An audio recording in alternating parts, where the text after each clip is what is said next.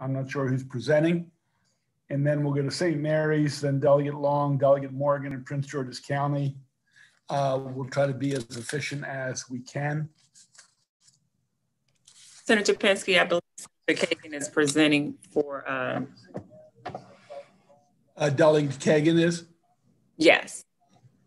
Okay, let me just make sure our committee is here in appropriate numbers. When they log on. Okay, we're great.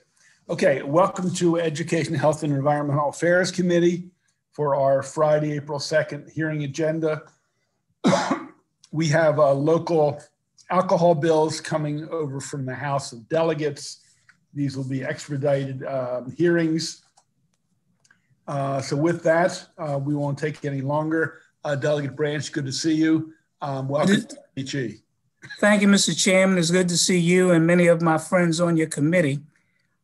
This bill actually prohibits the license holder from the sale of an alcoholic beverage for the on-premise consumption on the purchase of more than one beverage.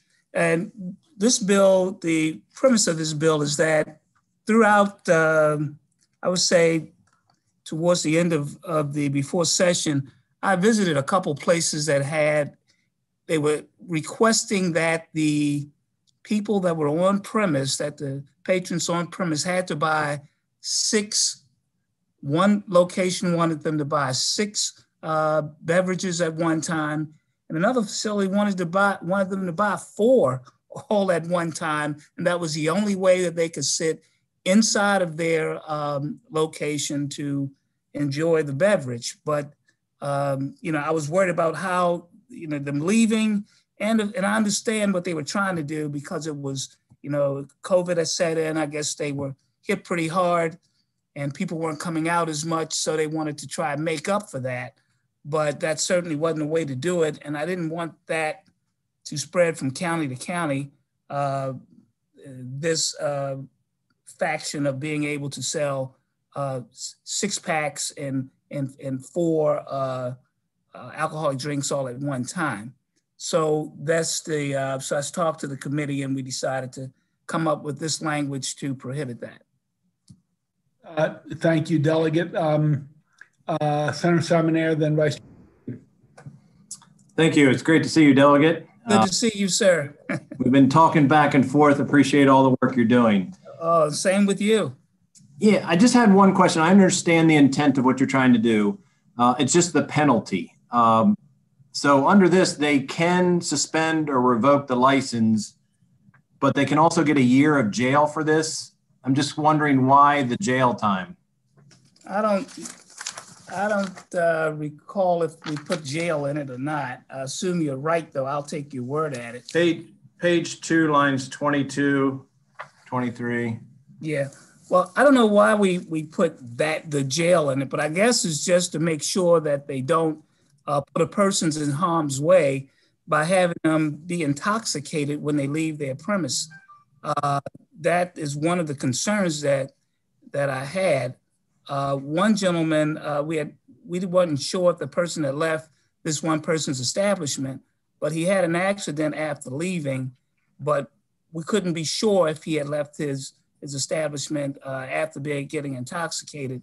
And I'm sure six beverages will put you in that state. So I'm assuming that when I talked to the analyst, staff analyst to draft it, I told him I needed a penalty in it, and I'm assuming that was one of the penalties. Okay. So just the question, just to get your sense of it, are you wed to that jail being in there, or because they can suspend them, they can revoke them, and then give them up to $1,000 fine, and or give them jail? I would assume the jail is if you don't pay the fine, but no, it's actually and or. Okay. Well, no, if we can fix that and get the bill through in time, I don't have a problem with that. Okay. Make sure we can get. It's not a delay tactic. Right. I want to get this done, or I think we'll have a problem statewide with this if we allow it and do nothing. I got you. Okay, thank you. Vice Chair Kagan. Thank you, Mr. Chair. This is a point of personal privilege. Delegate Branch, as you may know, our friend and colleague, Shirley Nathan Pulliam, was recognized a week or 12 ago with the First Citizen Award, very prestigious. Oh, yeah. Senators who were members of the class of '94 stood up to I was going to call you classmate. There we go, exactly. So, Mr. Chair, I have to give a shout out to yet another classmate, class of '94, but Delegate Branch has had the fortitude to stick around, and so has Chair Pendergrass. They're not many left, but we're still around. We're the last of them. Exactly. Thank you, Mr. Chair. Thank you, Madam Vice Chair. Thank you, Delegate Branch. Thank you, Mr. Chairman. Senator Patterson, do you have a question? Hey, I think we're good. Thanks for coming over. Alrighty. Take care of yourself, Taylor. Thanks, sir. Bye-bye. Let's go to Montgomery County. We have 428, 430, and 432. Madam Vice Chair. Thank you, Mr. Chair. I will be very brief, but these are common sense bills that have a great amount of support. So starting with Senate Bill 428, just to be clear, I'm Cheryl Kagan, very proud to be the senator for Gaithersburg and Rockville, and presenting on behalf of the entire unanimous Montgomery County Senate delegation. This envisions, Senate Bill 428, House Bill 428, envisions a day when COVID is behind us. And but in the meantime, some small businesses are really struggling. This just basically waives the licensing fees for those who haven't been able to sell. So beverage license fee holders, for those that have been licensed for selling on premises only, would get a full refund, and those on and off premises would get a 50% refund. It's an emergency bill. There are two amendments. One is technical, and one will waive late fees if someone hasn't paid. So rather than reimbursing anyone, we're just gonna kind of wipe the deck clear. It passed the committee unanimously. It passed the House delegation unanimously, and passed the House 134-1. It is unanimous in the Senate delegation, and I believe you have a letter. Happy to take any questions. Questions on 428? Seeing none, let's go to 430. Thank you. I'm not going to introduce myself each time because that would get annoying. So House Bill 430 is going to address arts institutions of various sizes. Montgomery County is really known for its arts, and it really flourished under former county executive Doug Duncan. There is a BWL, Community Performing Arts Facility license that that has a minimum of 200 people and a maximum of 1,499. Viz Arts in Rockville, the Metropolitan Center for the Visual Arts in Rockville Town Center, which is awesome, and Black Rock Center for the Arts in Germantown are the two that hold the license. But we are looking to modify this in a way that that will repeal the capacity limits, and that will allow venues like Strathmore Hall and the Fillmore to obtain the license, as well as smaller ones.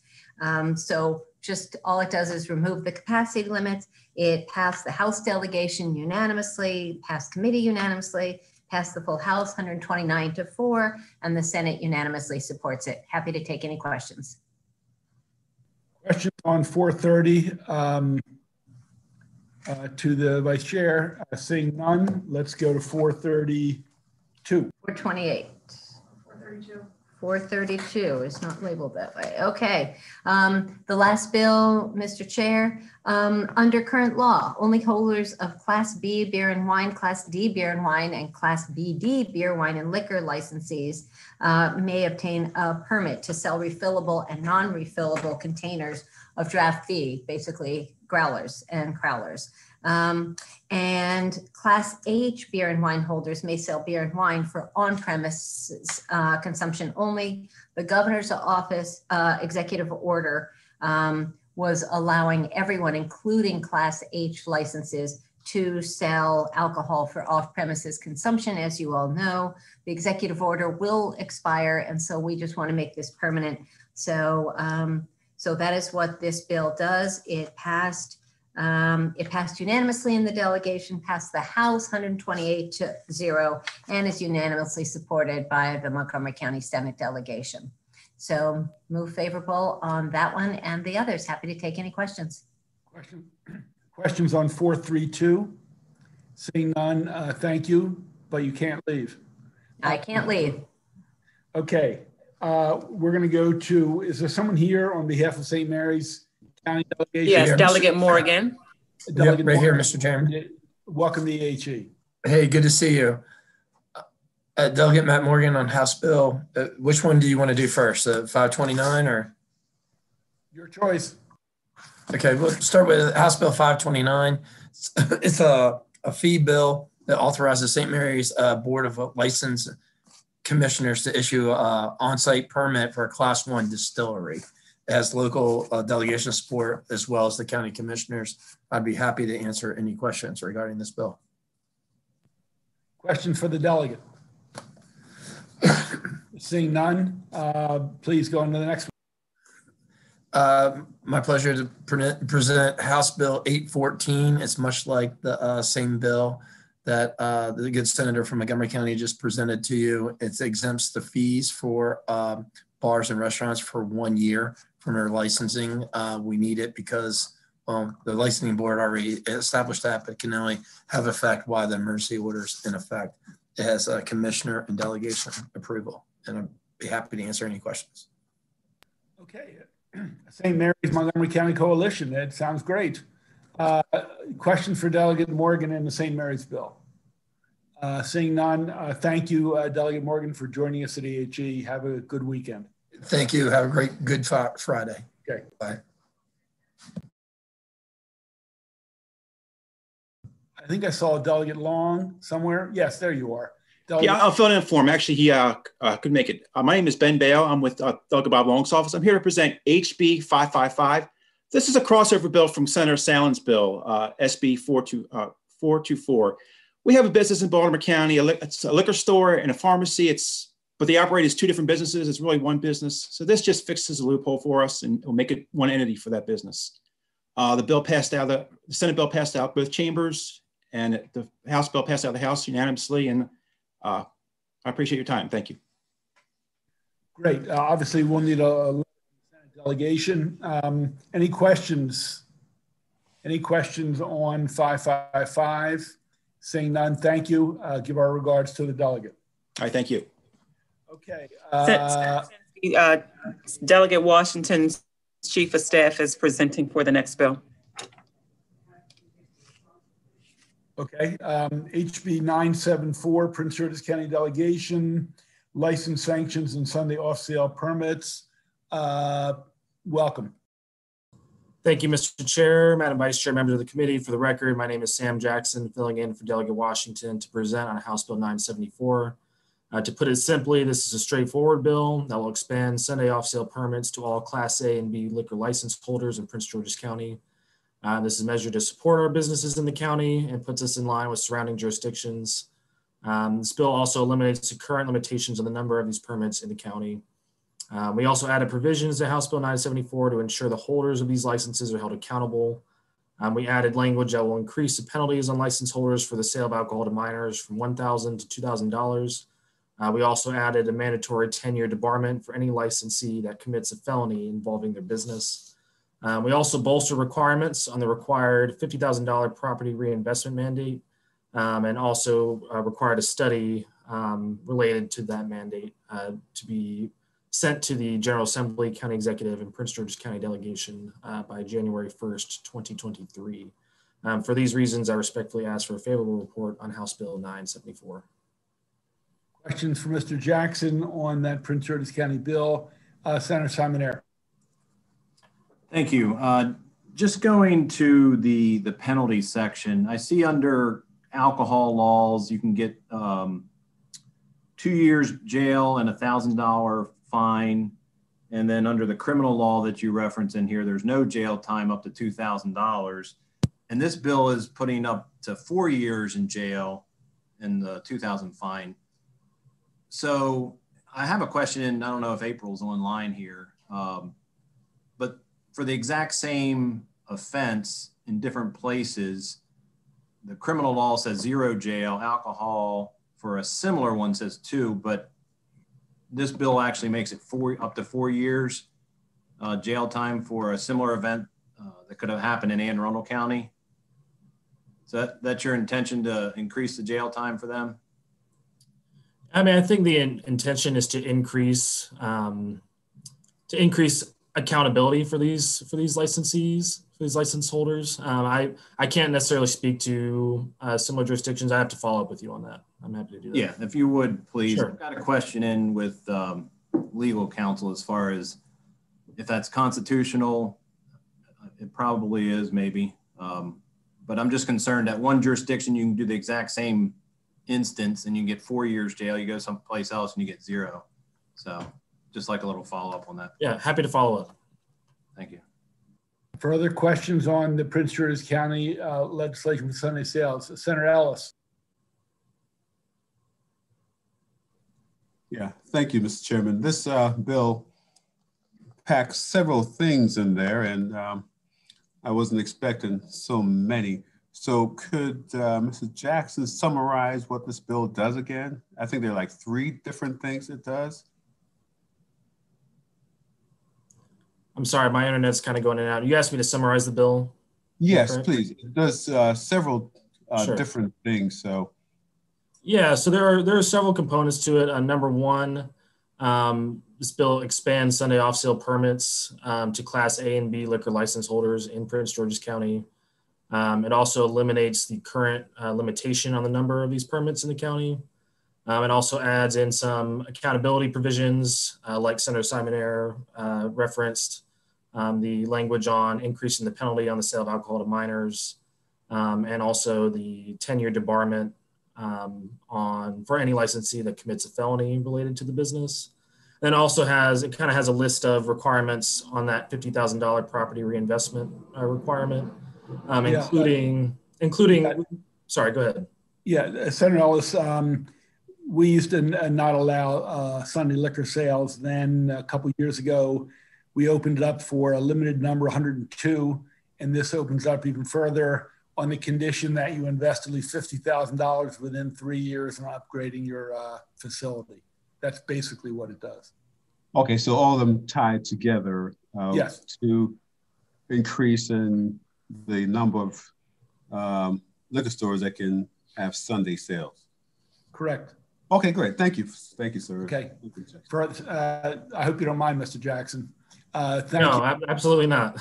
Okay. Other questions for the Prince George's County bill? Seeing none, thank you. Say hello to your delegate. Will do. Thank you so much, Mr. Chair. Let's go to HB 1016, Delegate Fisher, representative, That would be me. and I assume you're his representative. Yes. Hi, my name is Zach Hill. I'm with Delegate Fisher's office for the record. I represent House Bill 1016. Similar to other bills you've heard today, this bill requires the Calvert County Board of Licensure Commissioners to reimburse each license holder in the county the entire amount of the annual fee for any county license that authorizes the holder to sell alcoholic beverages for on-premise consumption only at a bar or restaurant. The bill has received support from the Calvert County delegation and also from the Calvert County commissioners. I'd be happy to get answers to any questions that you have.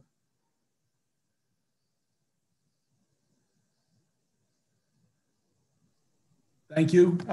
Any questions? Any questions? Seeing none, thank you very much. That concludes that hearing. HB 1108. Delegate, welcome back. This is twice in a week. Yes, my lucky week, I suppose, probably not yours. But anyhow, Mr. Chairman, Vice Chair, and honorable members of the committee, I am pleased to present House Bill 1108. The bill changes the number of events from 32 to 60 for a Class 3 winery or a Class 4 limited winery license permit holder. What the permit does is it authorizes the holder to sell on-premise consumption beer, wine produced by the holder, sparkling wine that is naturally or artificially carbonated, and liquor at an event for which the entire licensed premises has been rented. And the permit holder does purchase this beer, sparkling wine, or liquor from a Maryland licensed retailer. Just this week, one of our wineries announced that it was closing due to COVID, and this bill would greatly assist those businesses to remain in business. The bill passed the House 134-1. We do have one delegate who's opposing all alcohol bills in the House, and it does have unanimous support of the delegation. I ask for a favorable report. Questions for the delegate? Senator Simon. Thank you. It's nice to see you, Delegate. Yes, you too, Senator. I remember this bill from last year. I knew you would. And we worked really hard to get this bill passed for you, but I think on sine die. Yes. If I recall, prior to last year, you had zero capability, and we put it up to 32 events. It came in as 60, and we pared it back to 32, which was kind of in line with what we do with the state winery, off-site permits, and so forth. They have 32. Yes. And so this is a special permit, but if you went to 60, that's basically every weekend and holidays. And it doesn't seem like special. It just seems like normal operation. Can you comment on that? Yeah, and I mean, it's not really normal operation, because actually what they're doing is they're closing the entire facility to the public. And it's mainly for wedding venues and special parties and stuff like that. So I understand the point. You know, if 60 is not a good number, I'm sure we're willing to accept something less than that. And you know, we had discussion with the vineyards in the county that it could potentially be a hard sell, because I know that was the point of contention in last year's bill. And last year's bill did additional things other than change the number. And we ended up taking the number out and sticking with 32, which was there previously. So it's just the fact that they're really struggling this year. And Knob Hall was one that just announced its closure this week. So they're just having a really tough time trying to stay open. And they are really good for as far as tourism and everything else in our county. And we're just trying to do what we can to help them stay open. And I'm sympathetic to that. So, you know, obviously the committee will come up with if they want to change it up.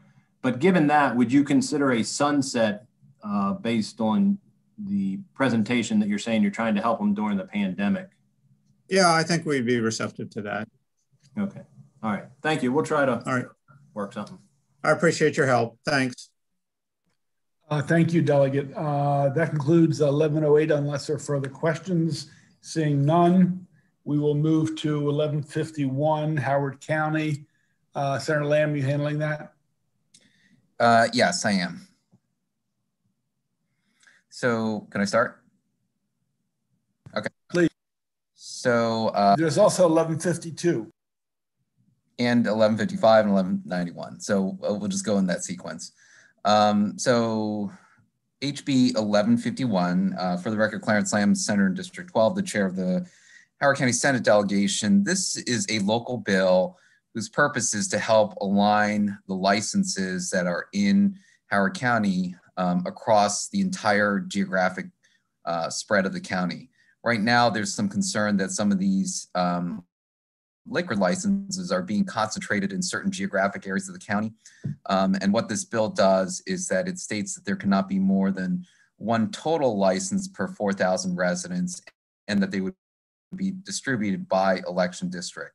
The vote in the delegation, we meet as a House and Senate delegation together, was unanimous. There were amendments that the delegation unanimously supported that were adopted in the House, and so there is delegation support for the bill that sits before us. That's the bill. Any questions? Senator, if there are more than that now, is this just going forward, or is it retroactive? And if there are more than that, do you buy them back and put them on the shelf? I mean, I'm trying to figure out how this works. I think this is going forward. I don't think there was no intent to buy them back and pull the liquor licenses back. It's really, I don't think it actually changes the number of liquor licenses that are out there. I think it just helps with the geographic distribution of them. I think based on the calculation that we ran, this should match the number of licenses that exist. Yeah, Mr. Chair, if you look in section 2, it says it's prospective.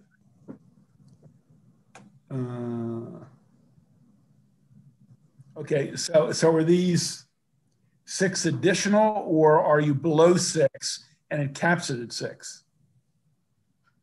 I haven't read it carefully, obviously. It is below 6 in some of the election districts, and that's where we're trying to have better geographic distribution, because there's a concentration of some in certain election districts. I think Senator Hester wanted to say something too. Please. So the intent of the original bill was to prevent the clustering of these liquor licenses along the Route 1 corridor. I think the unintended consequence of that, blanket statement would have been to, really limit the number of licenses we could have in the western part of the county, which is the part that I represent. So the amendment was actually mine. And what that said is that you can have at least 6, in a specific, area. That was like the lower level. And that's just to allow for the future kind of growth that we're expected to see in a few small pockets out west. And so that was unanimously agreed on. But it doesn't change the net effect at all. It just encourages more geographic distribution. Okay, thank you. Senator Ellis. Thank you, Mr. Chairman. Your questions and the answers satisfied the questions I had, so thank you. Okay, further questions on 1151? Seeing none, we'll consider that completed. Let's go to 1152. All right, so Senate Bill 1152, Class B off-premise consumption. For the record, Clarence Lamb, Chair of the Howard County Senate Delegation. The purpose of this bill is to allow for carry-out and delivery of alcohol for restaurants. There are a few main provisions of this, including number 1, that this alcohol must be in sealed containers with prepared food. Number 2, that these establishments may not display or provide shelving for beer, wine, or liquor. And finally, number 3, that this has to take place during the normal operating hours for these establishments. It is modeled after, I think, a similar bill in Baltimore County and does not conflict with HB 12 and the statewide 2-year sunset. This was voted 11-1 in delegation in the combined House and Senate Howard County delegation. There was an amendment that was also unanimously adopted when it came through from the House. There's delegation support for this local bill. Senator Simon-Air. Yeah, thank you, Senator Lamb. You said carry out and delivery. I did not see delivery in this bill. Am I missing that? Let me bring that up. Give me 1 second.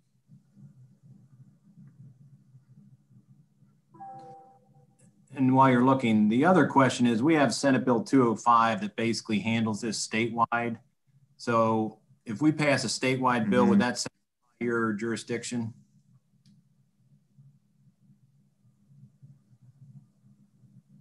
I don't think so. I don't think it would. And in looking at it now, I don't think there's delivery in this bill. Okay. So some of from the statewide bill that we came up with was there was a sunset based on the pandemic, and then there was also limitations that the board could set up as how much they could sell at carryout. And if the statewide doesn't go, would you be willing to consider a sunset and limitations on the volume? Or is that something you could take back to your delegation and get their Sure. Okay, thank you. Yeah, it'd be something I could take back to the delegation, but I assume if the statewide does not go, that would be, that the delegation would be amenable to that too. Further questions for the good senator? Seeing not, let's move on to the next bill. Okay, so the next bill is HB 1155. This is Class A liquor stores delivery. For the record, Clarence Lamb, Chair of the Howard County Senate Delegation. The purpose of this bill is to allow liquor stores to deliver within the county to those that are not to offer basically delivery of liquor to those in the county. The bill does not have any amendments, passed unanimously, does have delegation support for it as well. And that's what the bill does. Senator Simon Ayer. Yeah, just real briefly, when I saw delivery, it kind of piqued my attention. So I looked into it. It sounds like in Howard County, they have a really weird situation where most others can do delivery like this. But in Howard County, you have to come into the retail store, make the request, and then they can deliver it to your place. And this is just getting you in line with other counties. Is that, did I get that? That's correct. So that you don't have to be physically present to purchase it. Yeah, it sounds like a strange, just to your point, on the books. Okay, thanks. Is Delegate Watson wanting to speak on this? I see her name on the list. Is she here? No, I'm presenting them because she couldn't make it. So that's okay. These bills. Okay. Further questions for Senator Lamb? Seeing none, that completes the hearing on 1155. So next bill, this is HB 1191 for liquor inspectors. What this bill does is it allows the county to have liquor inspectors that are not sworn police officers. Right now, there's a current requirement in the county that liquor inspectors have to be sworn police officers. This has led to challenges in being able to find and employ enough liquor inspectors in the county. So the county council, local county government has supported this effort to be able to obtain inspectors that have to be trained, obviously, but do not have to be sworn police officers. That's what this bill does. It had unanimous support out of the House and Senate delegation, and I think passed unanimously through the House.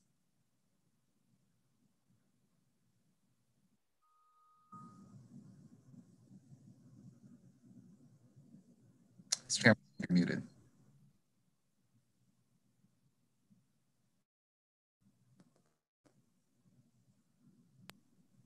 Sorry, my space bar wasn't working. Any questions for Senator Lamb on that piece of legislation?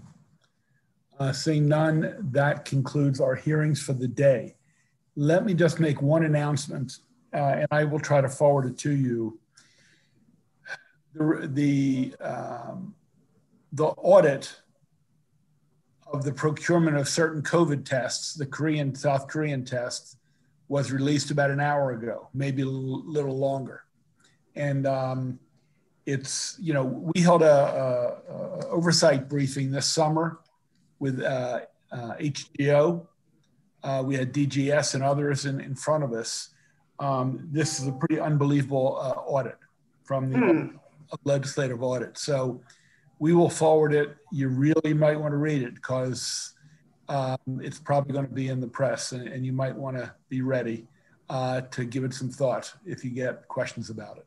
So we will send it along to all of you.